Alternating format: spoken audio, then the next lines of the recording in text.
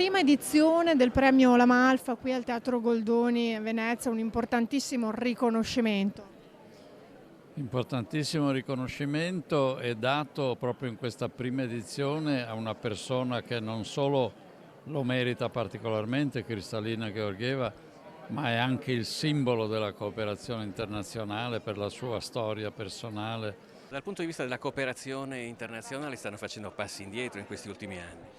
Ma stiamo facendo anche passi avanti, c'è un esempio virtuoso per esempio della nostra Confindustria in Friuli Venezia Giulia che ha aperto anche delle scuole in Africa per portare dei lavoratori, diciamo che poi la società civile su questo si sta muovendo. Serve la condivisione di obiettivi comuni, tutti questi processi di cooperazione non hanno possibilità di essere efficaci se non c'è una condivisione a monte degli obiettivi e questo è sicuramente l'insegnamento più grande. L'Europa è prima di tutto un cruciale elemento nel contesto internazionale, un'Europa unita è un'Europa più forte, più ricca e sostanzialmente dobbiamo vedere alla potenzialità dell'Europa anche come cura dei nostri problemi. Costruire un'Europa più solidale, capace di cooperare meglio, di affrontare le grandi questioni che riguardano questo tempo, dalle guerre alle migrazioni, alla crisi demografica, alle necessità di fare dell'Europa